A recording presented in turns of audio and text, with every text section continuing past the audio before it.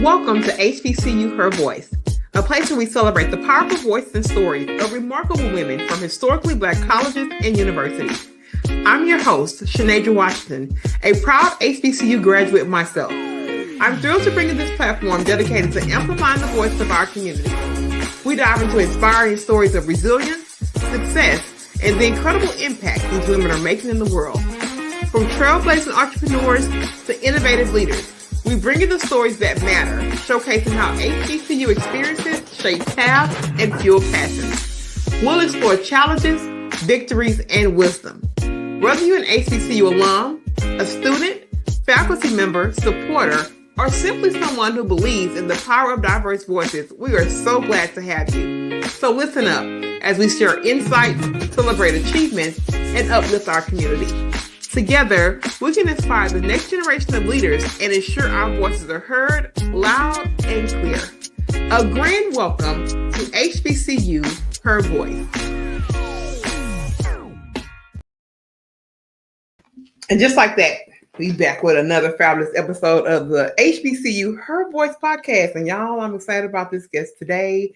We got us some young breath and blood on this show today, and I am so excited. You know, I'm your fabulous host, Shanasia Washington, streaming from the beautiful city of Houston, Texas, and we waste no time on this platform. We keep it real conversational, and our guests just jump right in. So without no further waiting time, we'll bring her to the stage. You know the drill. Her name, where she's streaming from, which HBCU, whoop whoop, she's repping, and she jumps right into this story. And here she is, our beautiful guest for today. Hello, everybody. My name is Domonique Green. I am streaming in from Houston, Texas, and I'm a super proud alumni of Howard University, the #1 HBCU located in Washington, D.C. I'm a fairly recent graduate of Howard University. I graduated in the spring of 2021 with my Bachelor's of Fine Arts in Electronic Studio. I guess my story is always surrounded by arts and media and inspiring people who look just like me and speak just like me and are from the same and similar backgrounds. So growing up as a elementary school student, I was always really into some sort of entrepreneurship. I think the earliest memory I have is asking my mom if I could run a nail salon outside of my bedroom every day after school. So basically allowing strangers to come into the house so I could do their nails. It didn't work out too well. That did not launch, but that is my earliest memory of entrepreneurship. My dad works in IT and my mom works in higher education, and she does a lot of community involvement. So a lot of my passions were always a combination of the two. Once I got to high school, I relocated to Houston, Texas from Harrisburg, Pennsylvania, and a very close friend of mine and myself started an online store where we just sold like really quirky and funny items, whether it was celebrity faces on necklaces, celebrity faces on pillowcases, just anything that could make somebody laugh because we were just very goofy kids at the time. And as fun as a business that was, we didn't really see how far it could go until we got recognized as one of Houston's top 100 young professionals and the youngest young professional on that list. From that moment on, I think I really dived deep into entrepreneurship and really was intrigued about learning more how I could, expand a business, how it could help my local community. So once I graduated high school, I decided to study fine arts at Howard University. My 4 years were amazing. I got to meet so many different entrepreneurs of so many different backgrounds in a variety of different industries. And from that moment of realizing all of the beautiful brown and Black men and women that I was surrounded by, I started to ask myself a question: what can I do to help uplift and support these brown and Black entrepreneurs on a consistent basis, and something that'll last a lifetime? And that's when I really found what my true passions were going to be. And that was helping Black and brown small business entrepreneurs really elevate their brand and kind of maximize their potential online. So I started Dom G Creative Agency when I graduated from Howard University in 2021. I quit my job that I was working at the time and 100% committed myself to my creative agency. So we serve, Black and brown entrepreneurs all over the country. And our team is fully remote and full of Black and brown creatives. So I get to provide a service for us, by us. And that was really, really important to me. Within our first month of launching, we were completely maxed out on our availability with clients. We got to work with organizations like Alpha Kappa Alpha Sorority Incorporated, all the way to Texas Southern University, and a variety of other, small business and organizations that are ran by Black and brown individuals across the country. So Domonique Creative Agency launched in 2021. It is currently 2024, and we have served approximately between 35 to 40 small business owners throughout the U.S. It's been an amazing experience building websites, designing branding, even helping out with curriculum development to help people further understand why it's important to really understand inclusivity and diversity in the different workplaces that we have. So that's why I'm here today, I guess, to talk more about my story. But that's kind of just the gist of my background. So I'm super happy to be here today and talk to you further about it. Oh, I love it. Y'all should be giving Dom a whole round of applause. Like to see you in this state, be so young and bright and bubbly, full of creativity. Came here and held it down, girl. You got people 2-3 times your age. I tell them 6 minutes. But Dom came and did it. So I want to give you your kudos and your flowers in this space and tell you, number one, congratulations for saying now. This is what I want to do and acted on it in a time where you're still probably trying to figure out life yourself. So I love it. Shout out to you. And I'm always going to give roses where I can. I want to go back a little bit before we jump into your agency. Now, when you were deciding to go to college, I know you talked a little bit about landing at Howard. Were there other HBCUs that you going to? Was Howard just your top school, or how did that actual process to you saying yes to Howard come about? It was actually a very, very interesting process.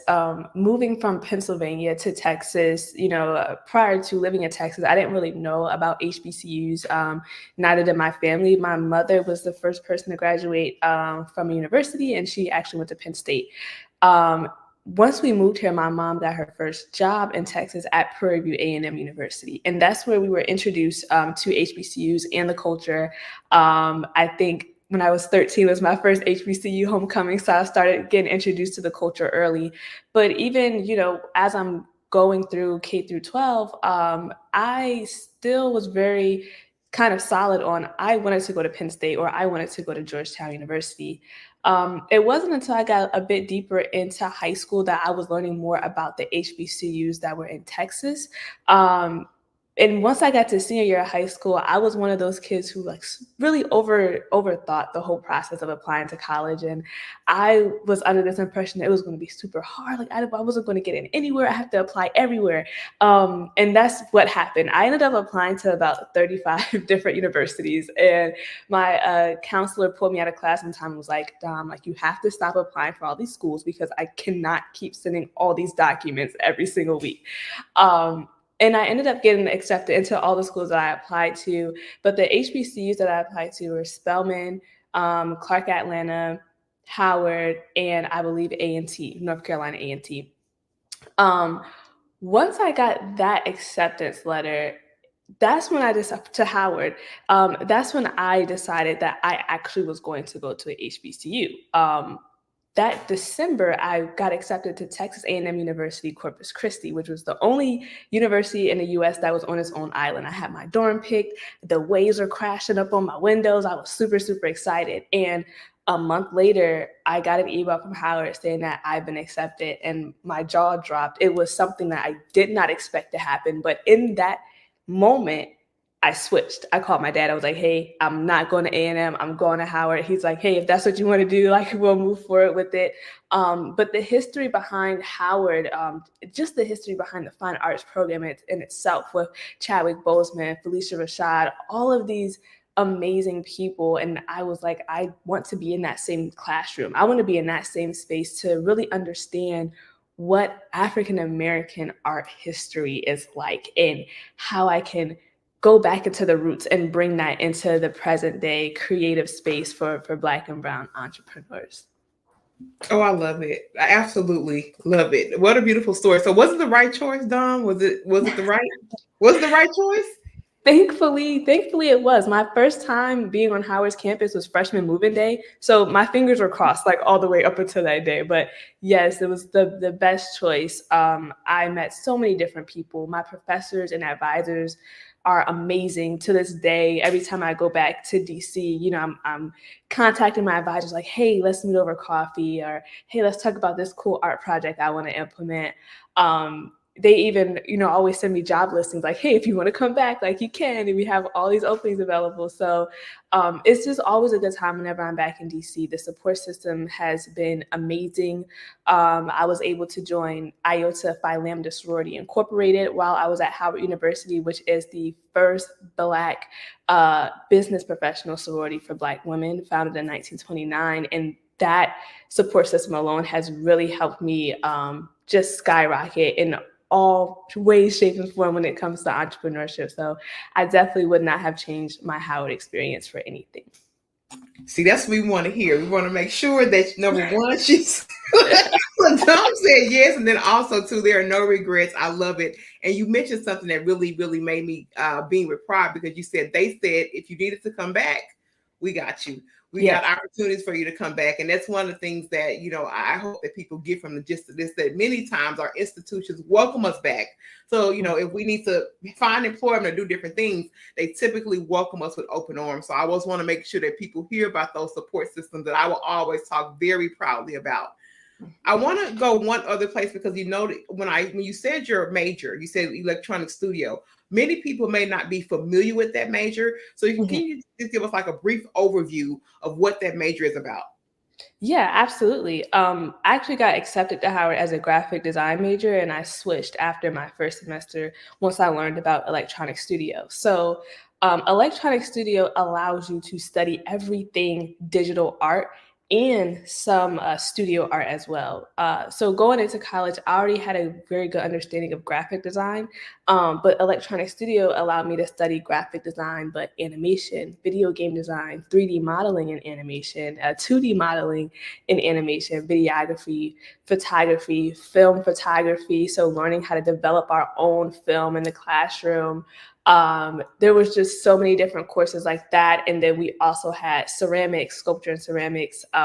We had a 3D modeling class that was for actual 3D shapes in your hand and not on the computer, painting, drawing. And it was just a great program because you weren't very limited to one medium of art. We got exposed to everything from a digital art perspective. And then we also got to tap into some studio art. Oh yeah, that's absolutely amazing, because I kind of had that in my head a little bit, but I'm happy you walked through it, because you definitely mentioned some things that I'm thinking like, oh wow, what a cool major to be able to integrate all those parts. So that's absolutely amazing. I want to talk now about your shift to entrepreneurship, and you choosing that route. One of the things that stood out, you said that financial management was a hurdle for you. And it often is, especially when you're earlier in, the business and trying to figure it out. What do we spend money on? What matters? Where are the tasks? Talk to us a little bit about your journey with financial management as it relates to being an entrepreneur. Yeah. So when I started the agency, like I said, I kind of just quit my job on a whim. I was like, I just want to dive into what I want to do. But I only had $200 to be able to launch and have a successful launch. So I put everything into my website, and then everything into any sort of client management or project management platform that I needed.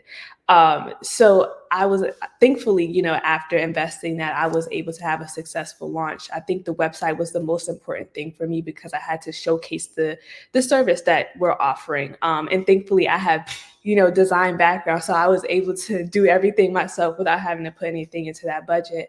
But once we launched and, we're getting invoices processed and things like that, then the question became, what do we do now? Like, what do we do with these funds?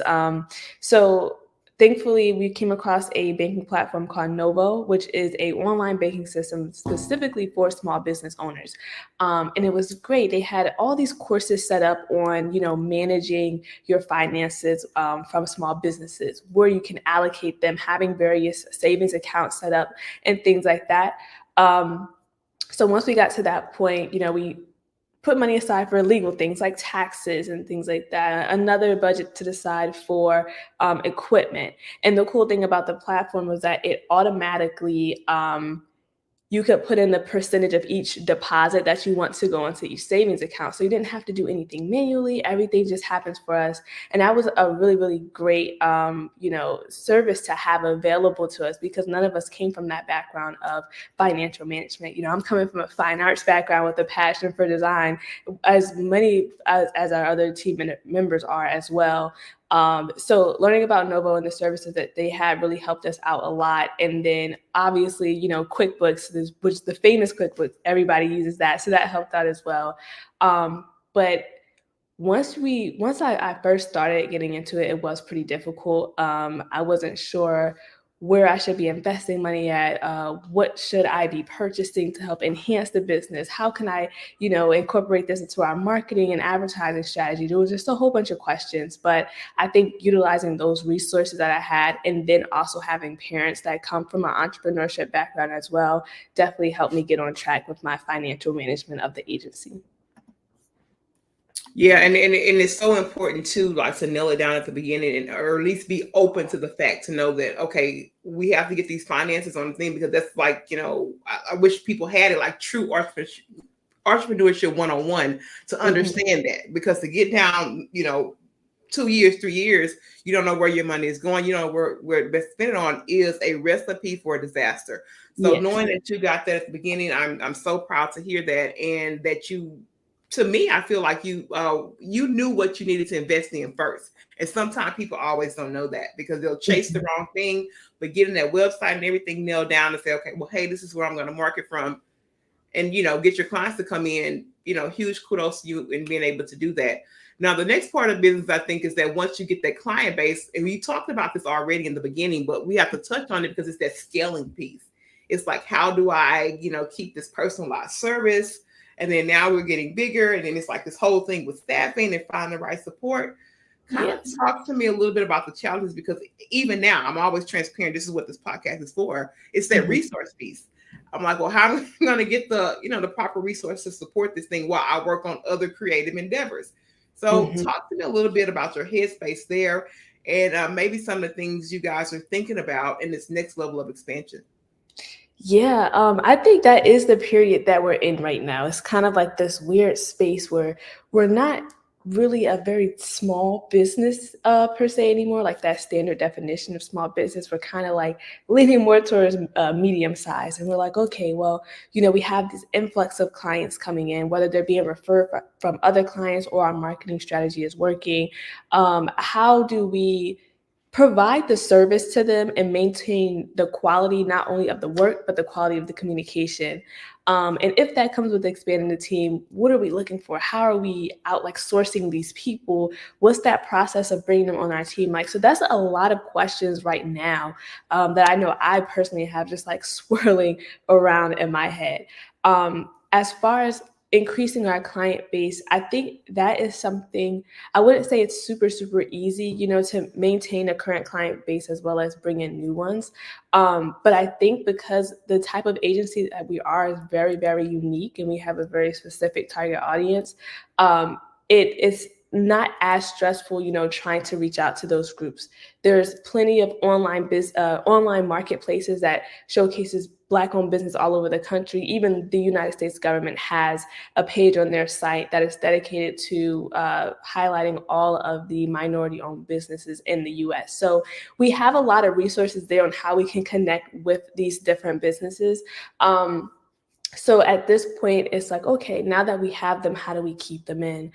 So we think about things like referral discounts. If someone, if you refer a new client and their process is, what can we do for you, right? Can we do a 20% off, a 30% off the next service? What's that incentive?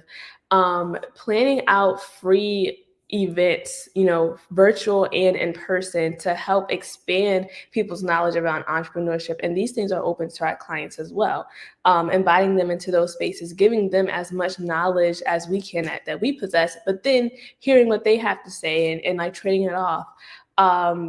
We also do things like different community engagement events. So those are things that aren't directly associated with our clients, but it does tap into a part of our mission where we're going into local communities and educating the communities about how they can enhance their branding, their marketing schemes, and all those types of things.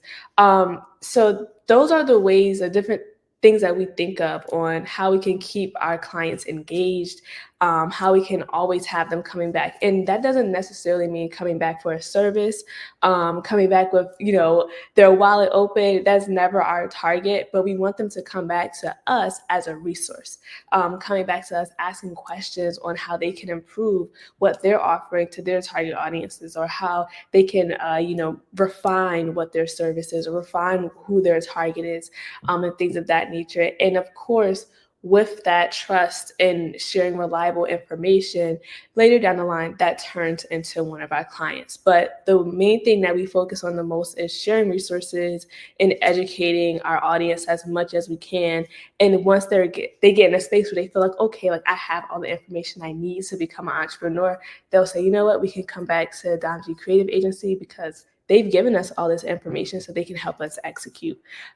So that's kind of like our mindset around keeping our clients. Team expansion, in all honesty and in all transparency, we're still figuring that part out. I think that's one of the most difficult things as an entrepreneur, when you've been doing everything by yourself, from payroll to HR to market communications to the services itself, and then finding people that you can trust and rely on to continue that same quality of work moving forward is a task. It's hard, and we're still figuring that out. So if you come up with some strategies for that, definitely let me know so that I can implement them. Oh, yes, absolutely. But I have to say, just from the onset, you're on the right track for sure. And the fact that you have this social impact side to your business, and you're saying, okay, well, I know that the key to that is going to be, showing up in the community and community partnerships. It's really gold. It's really gold because sometimes, it's that know, like, and trust factor. Because, you already said out of your mouth, it's not going to always be that chasing a dollar all the time. But 9 times out of 10, if they already know, like, and trust you, when they do have the money and they already have this other buy-in because you've done the work of visibility, specifically in a social impact place. So that's definitely, on the right track. And I know that this kind of discussion probably stemmed for your next, or was a stem for your next kind of thing, because you mentioned in your intake form about the Brown Thumb initiative. Yes. I want you to talk about that, because this is kind of where I'm seeing an excellent segue. Tell us about the Brown Thumb initiative, and then really what sparked you to start that. Yeah, I think the Brown Thumb is probably one of my favorite things right now. It initially started out when maybe I think a year into the business, I realized there was a lot of people who needed the services that we provided, but they simply just did not have the budget to implement it at the time. So I talked to some of our designers that we use. We have a lot of freelance designers that we work with. And I was like, hey, we get these branding projects, and a lot of times we are creating 10 different samples to share with the client, and they only pick one. So what do we do with the remaining 9 that you guys have designed? Do we just let them go in the trash? Do we just ignore them forever and just move on? What can we do? So we decided that we would start the Brown Thumb program, which is basically like a recycling program. That's how it started off, as a recycling program for logos. So small business owners who are on a strict budget could come in and pay a flat fee, and we would walk them through our entire catalog of unused designs. They could pick one that aligned with them the most. We would make minor tweaks, so the colors, maybe the fonts, and then of course the name of the business, and then we would give them a free, or not free, but give them back a full media kit at that small flat fee. So that's how it started off. And it was definitely something that's been utilized quite a few times. And as time went on, I was like, I want to do more for people who are on smaller budgets. I want to do something that is free. I want to do something that they're guaranteed to walk away with some resources with, even if it's as small as how to start registering their own domain name. So that's when I kind of rebranded it to just call it the Brown Thumb. So the Brown Thumb project is the logo recycling. Then we have the Brown Thumb program. The Brown Thumb program is where we go into local communities, specifically into local libraries and community centers to teach or facilitate workshops. The first workshop that we've developed is called Small Business on a Budget. So it's kind of walking everyone through those first couple steps I took as a small business owner on a small budget. What you can do with that money, where you should allocate it at first, and how you actually go about doing that. And the second part of that workshop talks about developing your own branding identity, down to the mission, the vision, the business plan, all of that good stuff. And those are, and that is a free workshop that we offer through the Brown Thumb program. Then we have the Brown Thumb Resources, which is our online blog where we just post like articles on different tips and tricks to keep in mind as a small business owner. And then hopefully at the end of next year, we want to launch our final leg of it, which would be the Brown Thumb Fellowship. And with the Brown Thumb Fellowship, we want to be able to do like a 4 to 6 week virtual program with a small cohort of Black or Brown entrepreneurs and kind of just coach them through that process of taking the idea fully to execution and then maintaining that idea after execution. So that's the Brown Thumbs. We have 4 different legs. It started off as just the logo recycling program, and now we've expanded it to a more engaging initiative. Oh my gosh, I absolutely love the Brown Thumb Initiative because even something for me just sparked up because I mean you've already kind of paid and utilized those hours to get the thing done. Like what better way to reinvest it, while also being able to help somebody. So I think that the idea behind it is just absolutely amazing. And I will say this, if you keep at the track record, one of the things that I have noticed about you is that you get an idea, you get the thing or initiative, and then you just keep moving. Like you've already just mentioned, like within that one window, here are 3 different legs. And I can just tell you, Dom, if you keep shooting the way you shoot now, in due time, you'll have a whole team of people to make this thing a reality or all that you hope it to be. Because you are the founder that is on the ground, doing it, getting the thing done. I already know I have challenges. Things are going to change, but I am not stopping that. Nothing's stopping me from getting these things in tune and rolled out. Let's go here quickly. Digital marketing is one of those things you have to stay abreast on. It changes so much. We even find ourselves here trying to figure out, what is the latest thing? What should we be doing? What should we not be doing? All those things. Just talk to us a little bit about your company's commitment really to stay. And I know I'm asking you this because I know you're doing it. I can tell. You can't hide it from me. I can tell. Okay. Tell me about your company's commitment to really stay in tune with digital marketing, because sometimes there are companies out there that are stale dated. I mean, they market themselves as, and I'm just being honest, they will market themselves as digital marketing companies, but they are not staying abreast with all the changes to best service their clients. So I want you to speak to that. Absolutely. I think staying up to speed on all the different changes within marketing and advertising it's a task in itself. Things change literally, I would say monthly, but sometimes I feel like it changes weekly. I think one of the benefits for me is that my full-time job is as a marketing and communications manager. So all day, every day, I'm in social media, I'm in marketing, I'm in advertising and public relations, and I have no choice but to keep up with it for my full-time job. So I'm able to kind of translate all the knowledge that I learned from that into this for the most part. But even outside of that, I do rely on other Black female YouTubers to keep me up to speed. I think the one that I watch the most is Erin on Demand. If you don't know about Erin on Demand, she's also a Howard University graduate. So why not get your information from her too? But she's awesome. She creates content consistently and explains it in a way that's understandable for someone who does not come from that background. Because like I said, I'm a fine arts major. I was fully into creating illustrations and cool flyers and things. But when I was in school, I didn't take those courses. So utilizing YouTube, specifically Black women who are marketing and advertising and communications experts, relying on their content heavily. And it changes, based on who you are.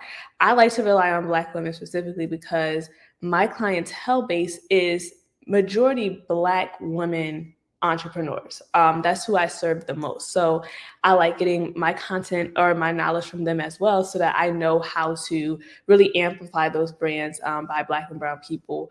So I use that a lot. I'm a social media head myself. I love scrolling on TikTok forever at night. I love being on Instagram Reels and watching people's stories. So I'm always kind of just in social media, whether it's in my leisure time, whether it's for full-time work, or whether it's for my agency. So I'm just always online. I think that's the best way I can explain it. I'm always online. I'm always watching what people are attracted to the most. I'm always watching what trends are trending at the time, what kind of music is used often right now to make content, maybe not go viral, but, have a good engagement rate on it. I'm just very inquisitive, and I'm always just trying to learn more stuff. So I think that's the simplest way I can explain it, is that I'm just chronically online. Oh yeah, I love it, and I love the part that you mentioned about targeting specifically to your audience, because there is a difference. Sometimes there are different triggers that make certain groups culturally, demographics tick. So the fact that you're tuned in to your specific target audience is amazing, and I definitely will check that out, because I tell myself I'm a student of YouTube University myself, so I have to get over there on YouTube and definitely go and check out her page. Now, we can't leave here without you telling people where to connect with you, how do they find out about the services, where are you on the socials, all the things, so that people know how to get in touch with you.